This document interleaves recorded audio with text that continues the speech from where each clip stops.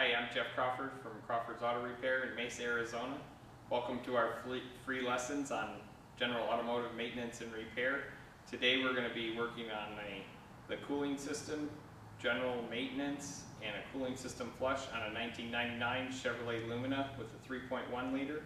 It's kind of a difficult job, and I'd like to show you all how to do the inspection and proper cooling system flush. The vehicle is prepared up on the lift right now. I'm going to show you where the cooling system drain is. There are two locations to drain this that are accessible. One is right here. There's a coolant drain valve and a petcock. It's going to come out of this hole right here on this vehicle. So we're going to position a drain pan under the area where the coolant's going to come out. Turn the petcock to the left, and the coolant's going to drain out. Probably going to stop because I haven't released the cap yet. There's also one other drain that I'll show you here if you come around here. Right up here next to the oil filter, that's a block drain. We're going to remove that later, and it's going to help to remove all the coolant from the engine. After it finishes draining from the radiator, it'll also help remove the water from the flush. We'll lower the vehicle down and get started.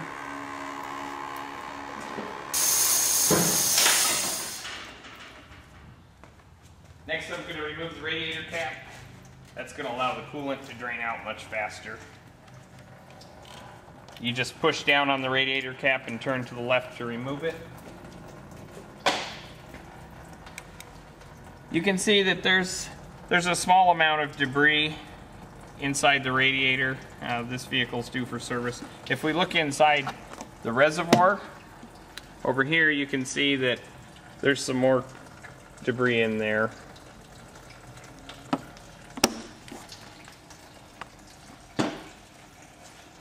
The thermostat on this car is located way down here.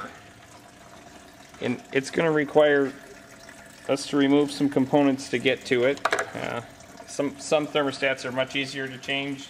This car happens to be one that's a little bit difficult on. First, we're going to remove the air filter.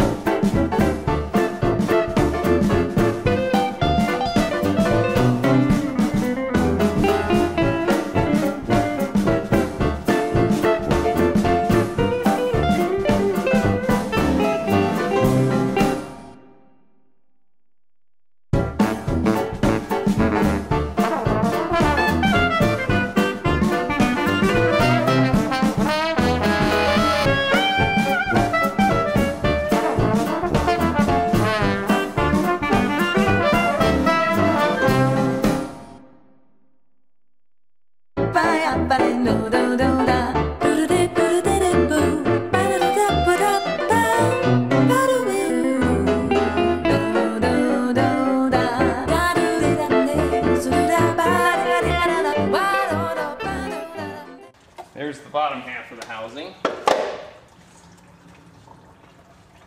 Now you can see the thermostat housing a little bit better. It's going to be held in by one bolt here and one bolt down here.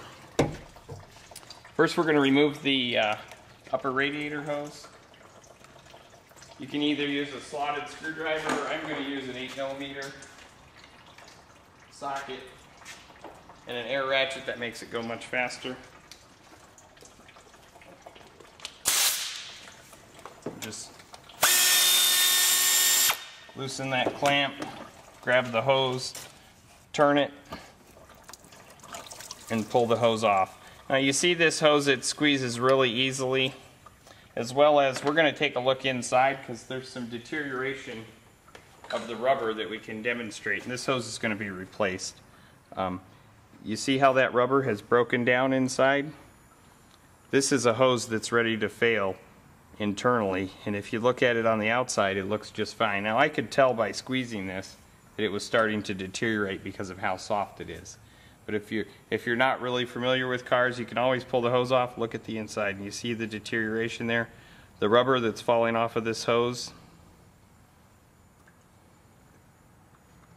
is going to clog a cooling system and create major problems. So for that reason, as well as general maintenance, we're going to remove the thermostat and properly force water through the engine, the reverse of normal flow direction, to help clean the debris from the cooling system, and replace that hose.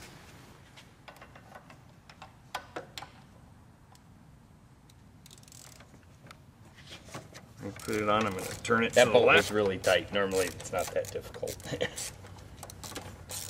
But again, that's when you're working on cars, you never know. Luckily it didn't break off. Then we'd have a lot longer video. Okay, we got the top bolt out. The bottom bolt on this vehicle is really tough to get to. And often you have to remove this whole pipe to get it out. The thermostat housing has a slot cut in it, so that hopefully I can loosen that bolt with a wrench just far enough to sneak this housing out without having to pull that pipe. You can't always do it, but we're going to try it right now.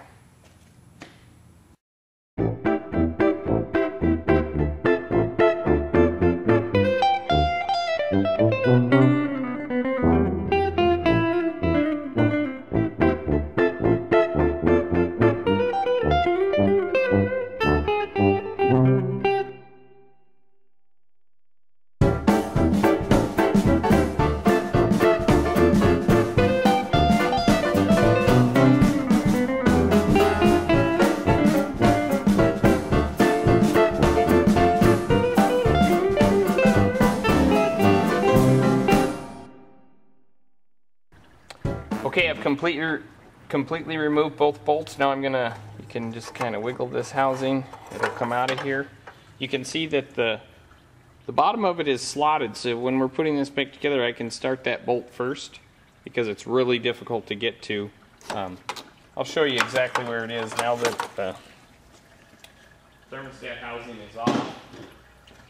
If you look right through here, this is where that bolt is, and it certainly can be obstructed by the exhaust. But we managed to get it out, and I'm just going to take a screwdriver, pop out the thermostat itself.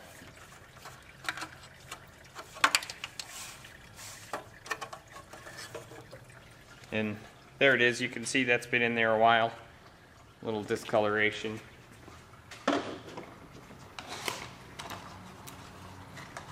Here's what the new one's going to look like. And at one time this one looked like that as well. Next we're going to have to clean all the corrosion from the housing. There's two methods of doing that. One, you can use a scraper like this or a razor scraper. This is going to get off any heavy debris.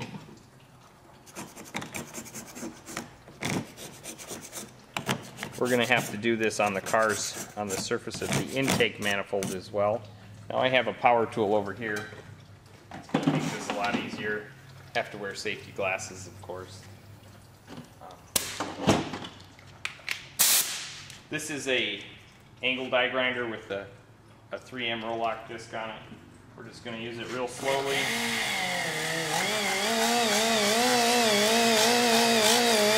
And it's removing any of the little bits of corrosion. And I'm not pressing very hard at all. I don't want to remove the aluminum material, only the debris that's bad. I'm also going to clean up. You can see on this side there's some corrosion where the hose was clamped up. So again, I'm going to scrape that off.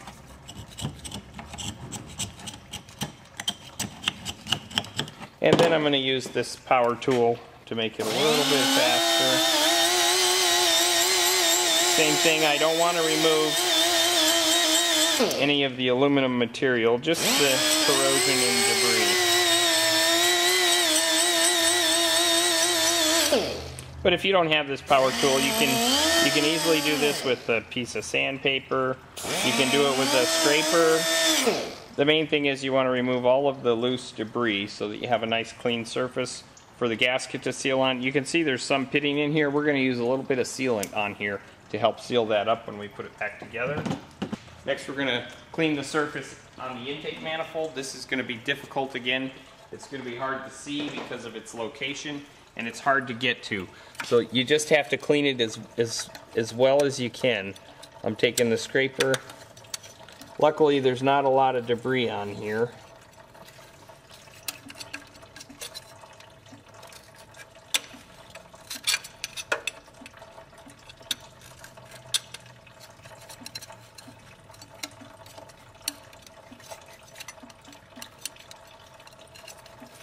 And that looks clean enough to put a gasket back on. Next, I'm going to raise the vehicle up, and I'm going to remove the plug from the block for the block drain so we can drain almost all of the coolant out of the engine.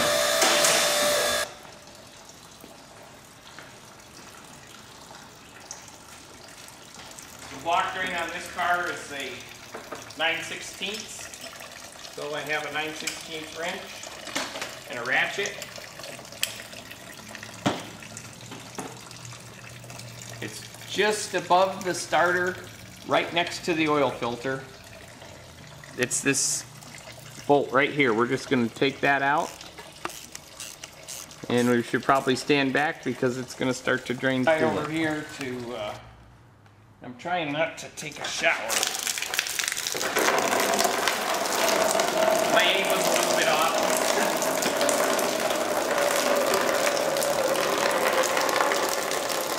You can see there's a little bit of discoloration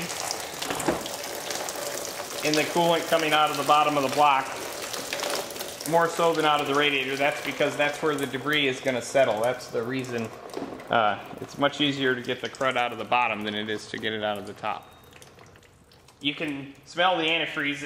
It clearly has the odor of old antifreeze, and it needs to be replaced. Okay, now we have the coolant completely drained. I'm going to reopen the radiator drain.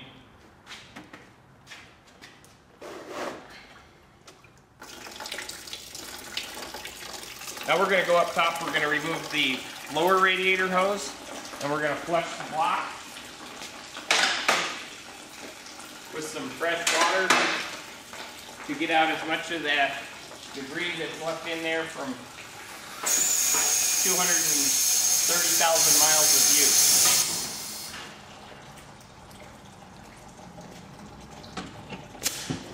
The lower hose on this car is pretty easy to get to. Again, it's a hose clamp. We're going to remove that with an 8mm and an air ratchet. Loosen that clamp up. We're going to grab the hose firmly, twist it.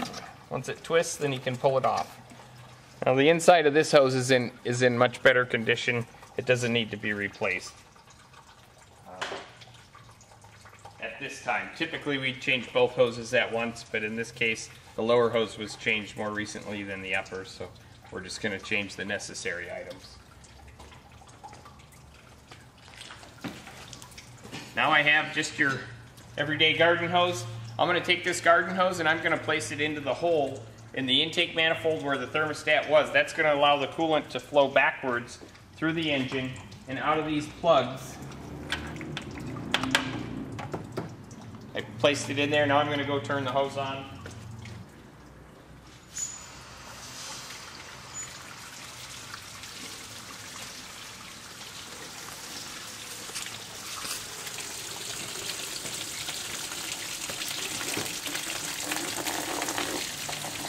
Now, as you can see, there's some green coolant coming out of the block drain, and once that starts running clear, we'll quit catching it in a drain pan and we'll allow it to go down the drain. But for now, we're going to keep catching it in the drain pan. Now, I'm just back flushing clear water through the engine block. We're going to look down there and wait for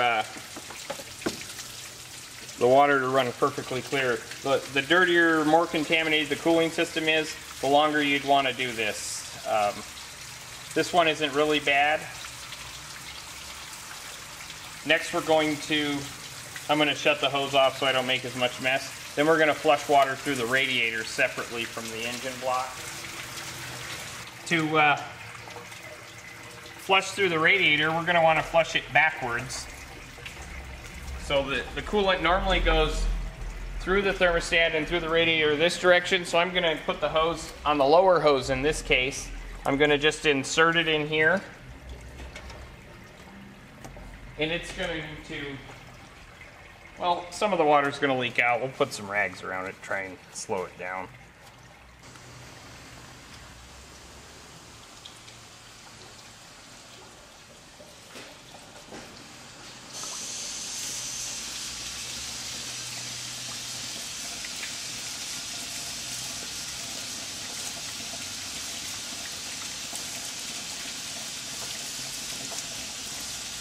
And we're going to have to install the radiator cap. Obviously, we're not really flushing the cooling system here. Once I put the cap on, now the water is going backwards, reverse normal flow direction, and it's coming out of the upper radiator hose. Now, if there's any small debris or rubber in there, hopefully this will flush it out. But a cooling system flush doesn't solve an overheating problem. This is simply a preventive maintenance problem. So I wasn't having an overheating problem with this car. We're just wanting to, for one, change this deteriorated hose, and for two, install new antifreeze and distilled water to prevent corrosion and to prevent a future overheating problem. The water's running clear through the radiator now. We're going to shut the water off.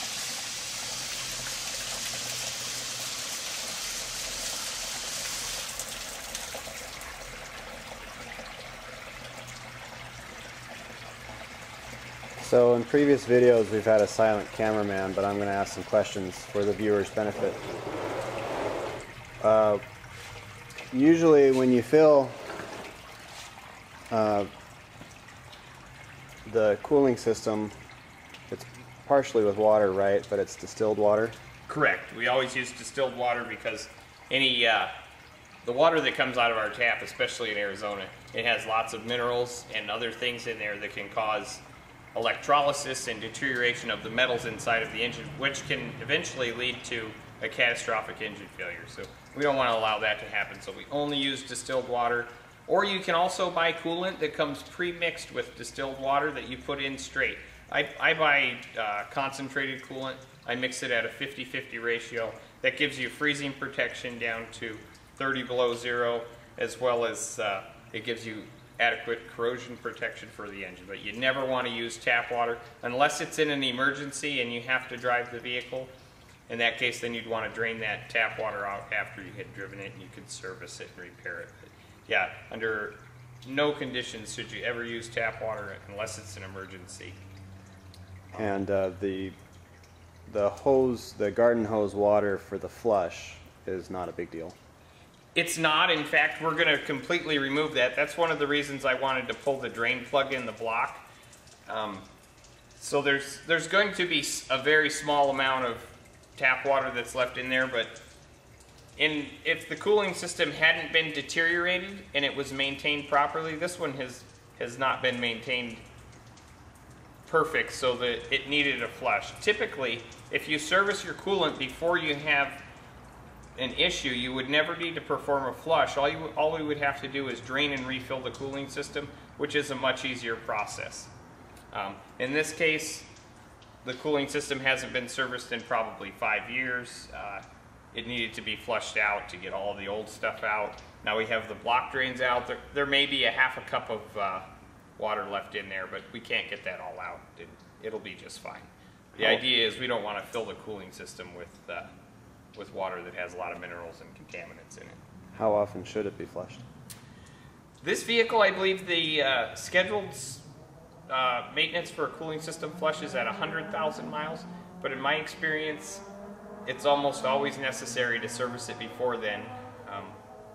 But it varies on every vehicle. A lot of the newer vehicles have long life coolant that they say can last 100,000 miles, but in my experience, that's not always the case. Some of them are a little better than others. Okay, now we'll start the reassembly process. We'll remove this hose. Again, where this hose connection is, there's some debris on there, so I'm gonna scrape it off with my little scraper again as much as I can. It's not too bad.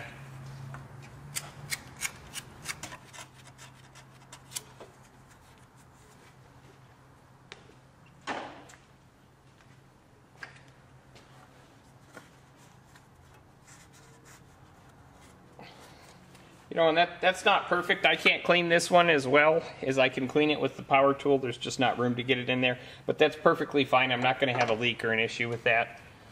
I'm gonna feel inside this hose. There's no deterioration in here.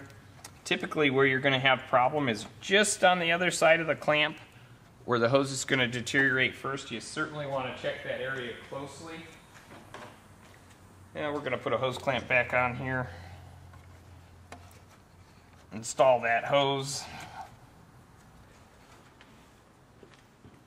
And as a rule, I always like to tighten every bolt or every clamp as I put it on. That way we don't forget.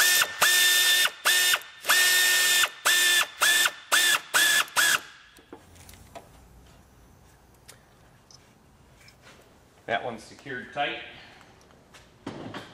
Next we'll come over here and we're going to insert the new thermostat into the intake manifold. Now first we're going to clean that surface so that we can put a little sealant on it. I have some brake cleaner here. I'm going to spray this in here to remove any water.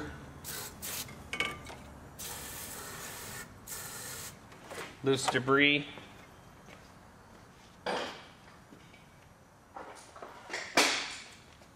Next I'm going to, and there's the air compressor. Now we're going to blow some air in here to dry that out.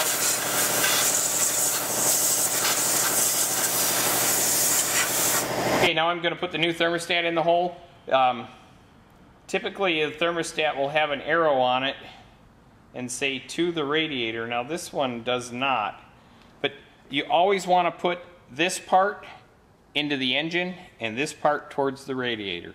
If you put the thermostat in backwards, it won't work. In this case, if you put it in backwards, you wouldn't be able to get the housing on it also. But you can install it backwards. The car will overheat severely and you would have to redo the job. So we're going to put the thermostat into the engine this way.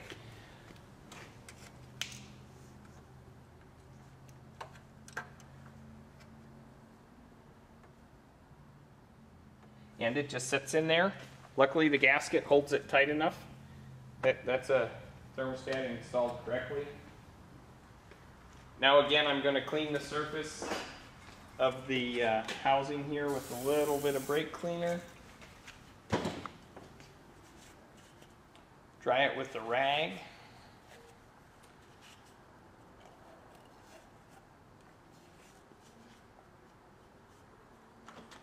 I'm going to use a really small amount of sealant. Now this wouldn't be required if the vehicle was new, but because it's old and it has some deterioration here, this sealant's going to help seal up those minor imperfections and make sure that we don't have a leak. And we don't want to put a lot of this on because if this gets in the cooling system, it can restrict a passage, just like the rubber from the hose there. So we'll just put a small amount on there. And smear it around. Again, the sealing surface is just the round part over where the bolts are. Really no need for silicone there. Now this bolt is the lower bolt. It's going to allow me to start this just barely by one thread and then I can sneak the thing in. So I'm going to start this bolt now.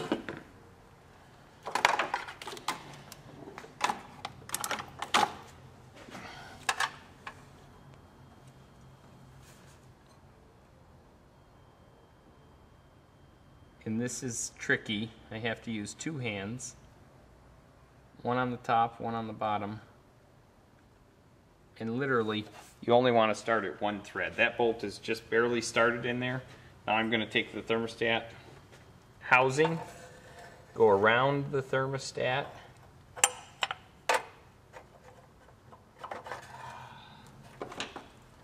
Okay, I've got the housing back in.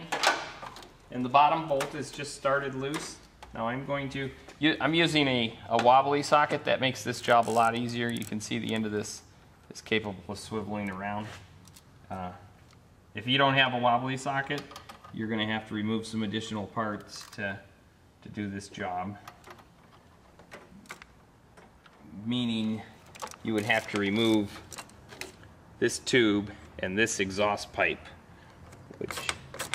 which is not that difficult. I could do the whole job in about an hour by removing that pipe and the manifold, as long as none of the bolts break off. But that happens to be, so there. Now I've just tightened this one barely snug, just over hand tight. Now I'm going to go down to the bottom bolt, which was only started slightly. I'm going to tighten that with my fingers. I'm going to put one hand underneath and one hand over the top, like this, using my 2 index fingers. I'm tightening that bolt, and you can't see it, neither can I. I've done this enough times that I can do it all by feel.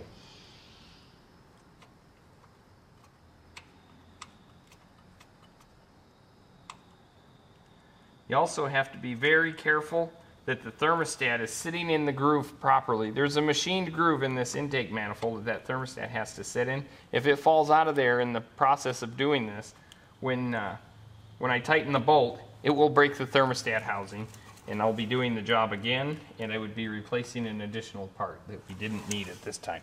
So I got that bolt finger tight. Now I'm going to get my really short, another handy tool to have. This is a 13mm short gear wrench. I'm going to go underneath and tighten that bolt with this till it's snug with this. Then I'll use a larger wrench so I can torque it to spec. So here we stand on one leg and lean over, close your eyes, and just imagine that bolt getting tight.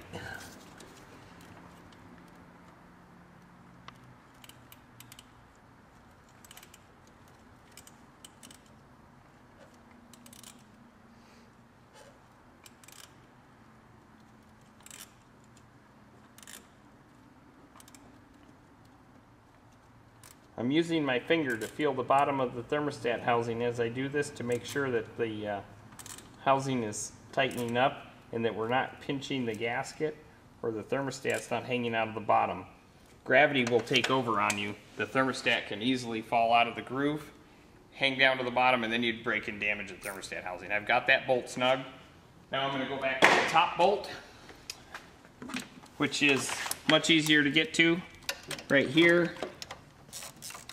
We're gonna snug that bolt up. In fact, at this time, I'm just gonna torque it down tight. That's tight. It's plenty tight with the 1/4 inch hand ratchet. Now I'm gonna get a combination end wrench, put it on the other bolt, and do the final torque. That short wrench, I can't tighten it tight enough. And this wrench is difficult to operate as well, but we're going to put it in here.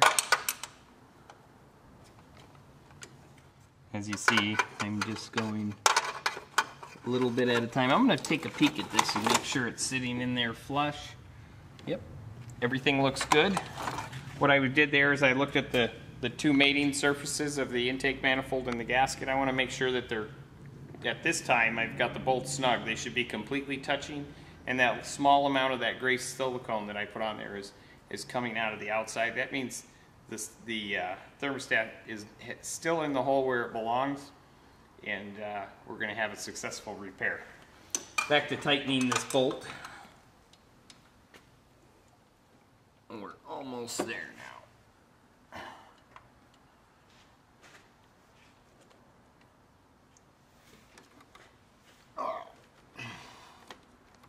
So this whole process is because you had to remove the thermostat. Yep. And to properly flush a contaminated cooling system, the thermostat on a cold engine, which you can't work on a hot engine because you can't open the radiator or the cooling system and we get burnt and hurt. The thermostat is closed, so we can't force water through this thermostat with it in there. The only way to force water backwards through the engine is to remove this and then completely flush it. Again, a flush is not necessary unless your cooling system is contaminated. Normal maintenance would be to drain and refill the cooling system periodically as needed. but in this case we had a contamination due to a broken hose, as well as a small amount of rust. I've certainly seen much worse contamination. Okay, both bolts are now tight on the thermostat. Now all we have to do is find my wrench, reinstall the air box, then we're going to, well, I suppose at this point let's address the nasty coolant reservoir over here. There's only so much we can do to this. This is pretty dirty inside. If you look at it, you can see there's a lot of debris and dirt. We're gonna try and flush that out and get it as clean as possible, but we're never gonna get it completely clean. The only way that if you wanted to get all of that out, you would have to replace this housing, and that's not necessary. If we remove any of the loose debris with some fresh clean water, so to do that I'm going to remove a clamp. This is near the radiator cap. This is an overflow or a reservoir. So the coolant goes in here as it gets hot in the engine, it expands, it fills this up. Then when it cools down, the level in here changes with temperature. We're going to drain it out of here onto the ground into a drain pan.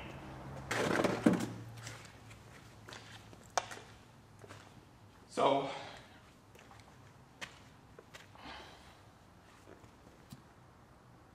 there's only typically this hose you can just put it down to a lower level like this, and then it will siphon and drain out, but in this case it's not wanting to siphon. The other option is you can remove the tank from the vehicle simply by removing this bracket and a couple bolts here. Pull it out, clean it with the hose. I'm not going to do it that way. I'm going to use compressed air, put it in the reservoir, and just put a little bit of air pressure to it.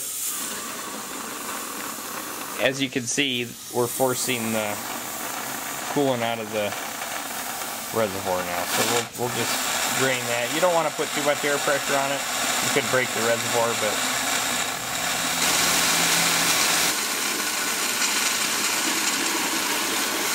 you can hear how it just changed noises. All the coolant's now drained out of that reservoir. Now we're going to go back to the trusty garden hose. And we're going to put it down in there, turn it on, and again flush clean water through this thing, and I'll probably move that hose around. I'm shoving a rag in there so it doesn't come flying out. We don't want to get the cameraman wet.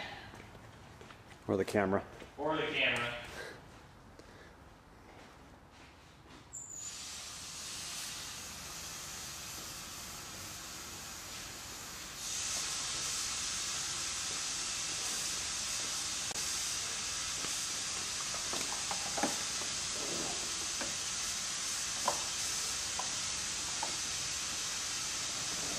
Okay, and now it is full. We're just going to let it run like that. I'm going to pull the drain pan out from underneath it because there's no coolant in there anymore. So you can see the water coming out of here is pretty clear. I'm going to take the hose and kind of move it around in here, scrape the sides as much as possible, get any of that debris off that we can.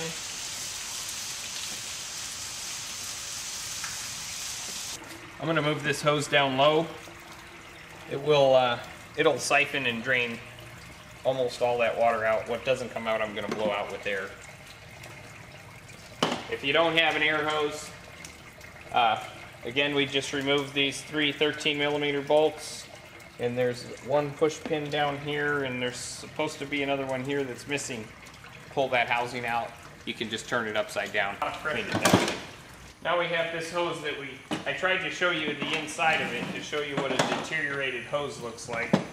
You never want to allow your car to get hoses to look like this. I'm going to cut it open with a razor blade. Now, you can clearly see that there is severe deterioration in this hose. You see the rubber is just coming apart. This hose was ready to blow out and have a failure. Now typically we'd only see this deterioration. If you look right here, this is the area where the clamp was, and I always said that right behind that clamp, that's where you want to look for deterioration to start, and that's right here, and there's certainly some bad deterioration right there, but throughout this hose, completely shot. So this is a really bad, or a really good example of a lot of miles in rubber deterioration in a cooling system. So we have a new hose here. Looks like the correct hose. We're going to replace that with a new hose, obviously. So this hose is going to sit in here like this. I can, using this tool, place the hose clamp over the hose. The other option is you can put in a conventional style hose clamp. Perfect right there.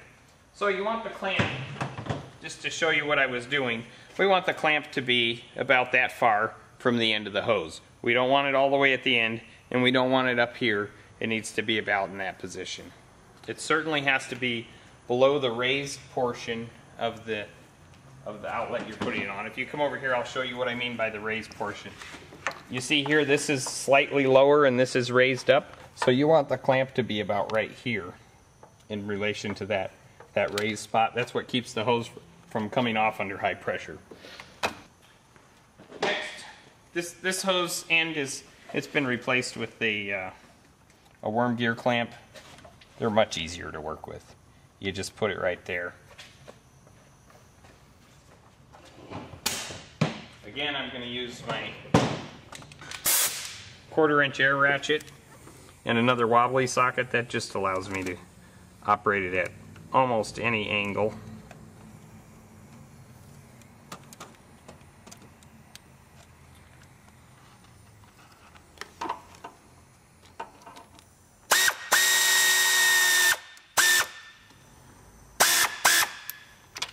Now, if you look,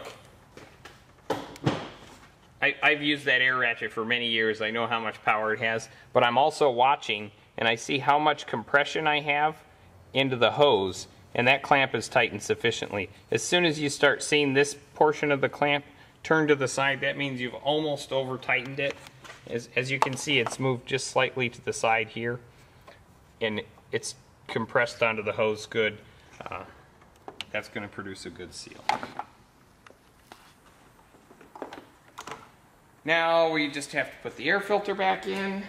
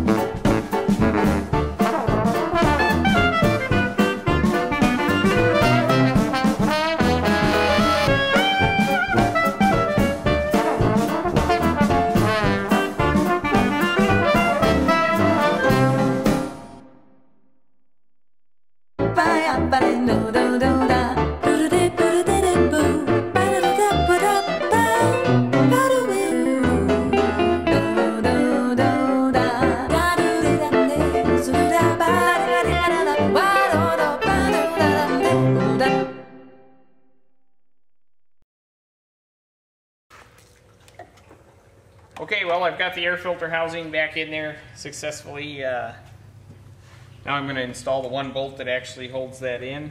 It's kind of hard to get to. So, all the hoses are connected. That clamp's tight, that clamp's tight, that clamp is tight. At this time, we are going to fill the cooling system with new antifreeze and distilled water. First, I'm going to completely drain that reservoir again using some compressed air. We just want to get as much of the tap water out of there as we can.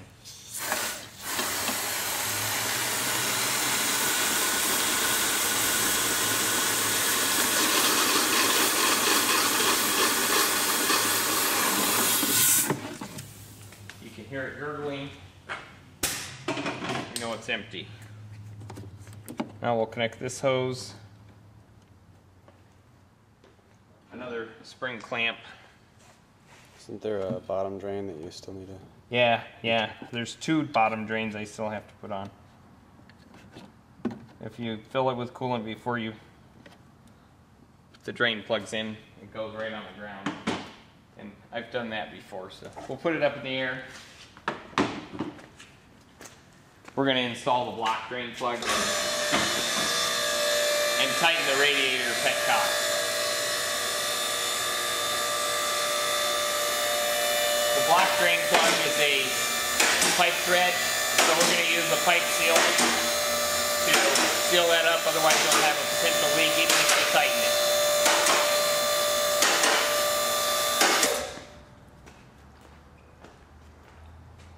So here's the block drain plug. This is what it looks like. That's just a standard American pipe thread. It is 1/4 inch NPT, National Pipe Thread. This is pipe thread sealant. I'm going to take a small amount of this, put it on the threads. That's actually much more than I need. I'm going to use my finger to wipe that around, get a nice even coating on there. You don't need any excess. Now we'll take the pipe plug, and I can actually reach right in here with my hand. We're going to start that by hand.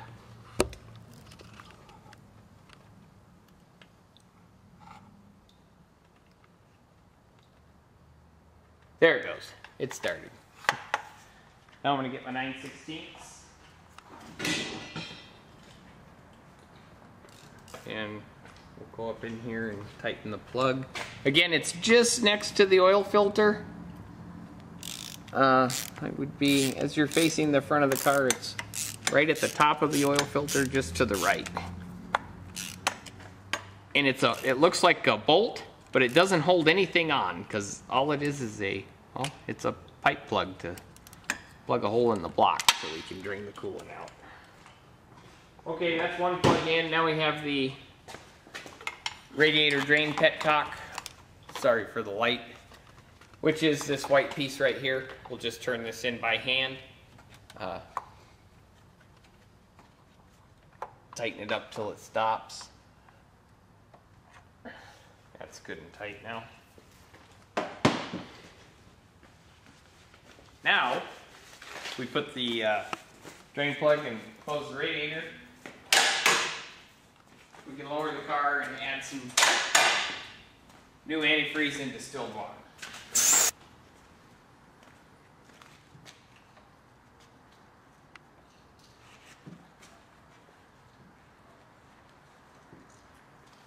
Remove the radiator cap.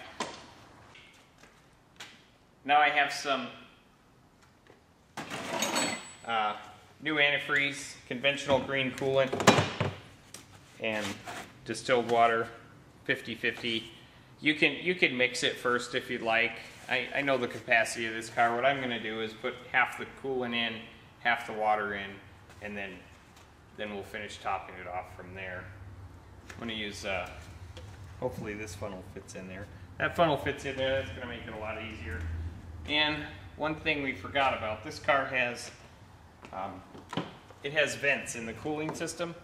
This bolt right here is a cooling system vent, and this bolt right here is a cooling system vent. We need to open both of those bolts and fill this cooling system with the engine off. That allows the air to ventilate out the top of the engine so we can completely fill it.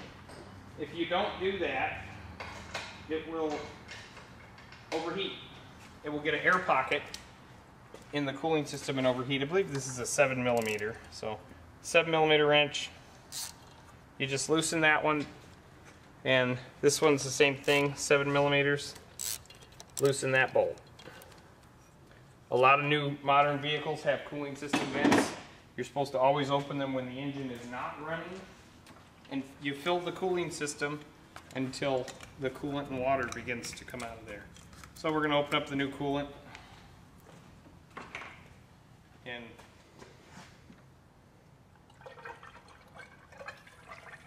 I'm going to pour about half of this in. You can hear the air hissing out of the system, and that's about half the coolant. Next, I'm going to pour half the water in. And this will all mix up inside the car once it's running. There's a water pump, it's all circulating around. So that's about half the gallon. Next, I'm going to pour the water into the coolant jug.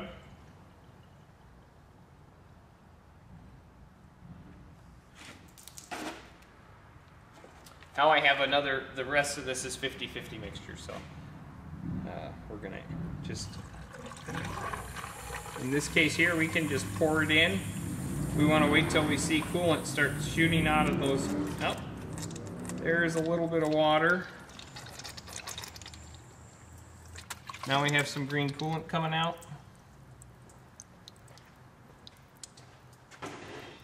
We'll let that vent for a moment.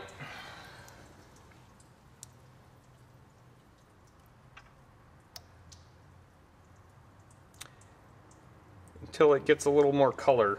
That's probably going to be some of the hose water that was left in the block. Even though we drained it, there's still some in there.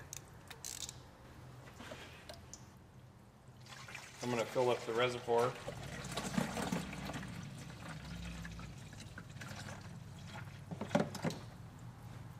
And I filled it just past the full hot line, even though the engine's cold.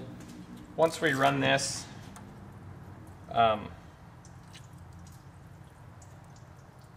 it's starting to get some green color, so it looks good. Put the bolt in. You got to be really careful with this bolt. It's made of brass. It only has to be tightened just slightly, or you'll twist it right off. So you don't want to over tighten this one. Those are good. The cooling system is it's not completely full, but it is mostly full. I'm going to let a little more out of this one because it hasn't, my funnel still has a bunch of coolant in it. So we'll allow as it's displacing the water there, the coolant level is going down in the funnel. Even after we drive it, we're going to have to check the coolant level again, as well as we're going to pressure test the cooling system. I'm going to demonstrate that right now. And when I say the cooling system, I'm referring to the system that removes excess heat from the engine. That's the purpose of the cooling system, not to be confused with the air conditioning system, which is to remove excess heat from the cab for the driver's comfort. A lot of people think that coolant is used for the refrigeration system to cool the cab, but that's not the case at all. The coolant is used to remove the excess heat that's created during the internal combustion process, which we talked about in one of our prior lessons. Okay, I'm going to close this cap off again. I didn't tighten it very tight.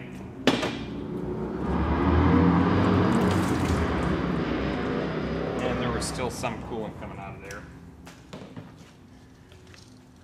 Now we're going to reinstall the radiator cap. To do that, first, I almost forgot a step here. We're going to do a cooling system pressure test. So I'm going to read the cap. It says 15 lbs. That means 15 pounds or 15 psi if you look right here, if you can see that. That's the amount of pressure this cooling system is designed for. I have a cooling system pressure tester right here. Anytime you open the cooling system, you're going to want to pressure test it, verify there are no leaks. So this is a cooling system pressure tester. It goes in place of the radiator cap on the radiator in this case. Sometimes the fill cap could be on the engine, but again, you install it just like a radiator cap, turn it to the right till it stops. This is a pressure release, so you want to make sure that this is in the pressurized mode, which is there with it down, and that's loose. Now I'm just going to pump pressure into this. the gauge. There's the 13, so 15 to 16 is going to be in that yellow zone right there. I'm going to pump that up to, whoops, I went a little too high, but that's not a big deal. We're probably at 16.5 or 17 psi. I went one pump too many there, but it'll be fine. We're going to let this sit. I'll put that support bracket back on over here. Are these other pieces? These are other adapters. This is an adapter to test a radiator cap that's more common on smaller cars and motorcycles, or excuse me, foreign cars. That's a conventional old style cap. Now this is a more modern cap that would go on a typical Ford vehicle. This one is, I believe, a General Motors adapter. And this is for pressure testing a radiator cap. And I'll demonstrate how this works. You can just put the radiator cap on here. We can put the pressure tester on this side, pump up the pressure tester, verify that that cap holds 15 psi. The cooling system needs to be pressurized and hold pressure so that the coolant doesn't boil. Engine operating temperature is around 190 to 220 degrees, which is close to the boiling point of water, or it probably is the boiling point of water. I'm not sure. But at any rate, if you don't pressurize the cooling system, the water would evaporate rapidly and you would lose coolant. So you have to have a pressurized cooling system. Now we'll go back to, we're going to install this bracket that we removed to put a hose clamp on.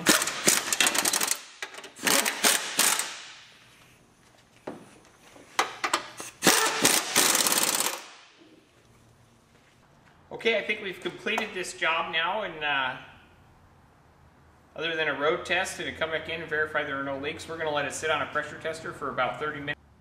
Okay, we've had the cooling system sitting on a pressure tester for 30 minutes now. We're going to go back. We're going to do two things. For one, we're going to look for any visual leaks, and for two, we're going to take a look at the pressure gauge. And as you can see, the pressure gauge is still right in the same area that it was when before we left. And I'm taking a look at the hoses. Everywhere that I worked mainly, this vehicle didn't have a coolant leak when it came in, so it's probably not going to leak somewhere else, but any leak we certainly want to notice. I'm not seeing any visual leaks in those areas. I'm going to release the pressure on the pressure tester. To do that, you turn this and you can hear the pressure release. It's probably going to leak some of the coolant out. The reason for that is there's still going to be some air inside the engine that's holding the pressure, and it's going to force the coolant out. Sometimes it's worse than others. Okay, we've released the pressure now. Now I'll demonstrate pressure testing the radiator cap. We're just going to put the cap adapter on, turn that knob till it's tight. On the other side, we'll put the cap on till it reaches the notch. Set it on a table.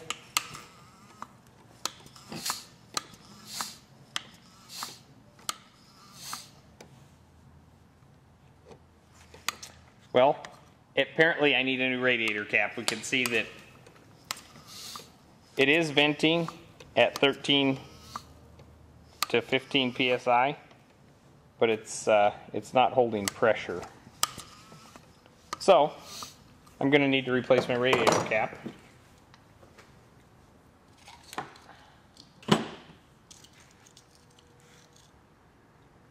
And there's a damaged spot on the seal right there, so I can clearly see why it doesn't seal.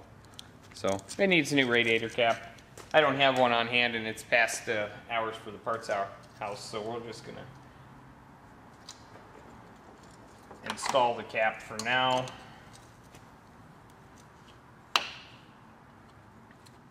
Next, I'm going to demonstrate the purpose in a thermostat.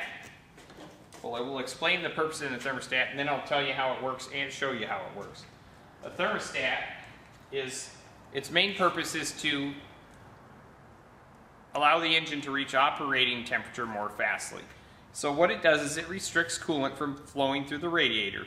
The radiator dissipates excess engine heat to the atmosphere, the thermostat stops coolant from going to the radiator until the engine reaches. In this case, it's 195 degrees. This thermostat will open and allow coolant to flow to the radiator.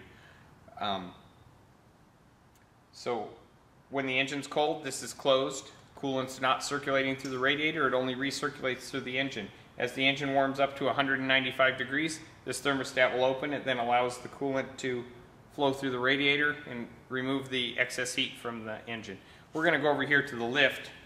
It's an area where you would never want to do this to a thermostat that was good because it's going to be ruined when we're done. But I'm going to demonstrate how heating this wax element in here, it's a wax element. When you heat the wax, it expands.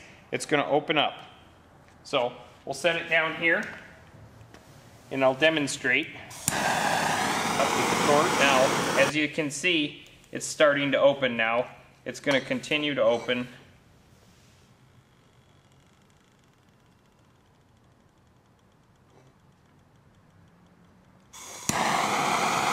Put a little more heat on it. It'll open up all the way.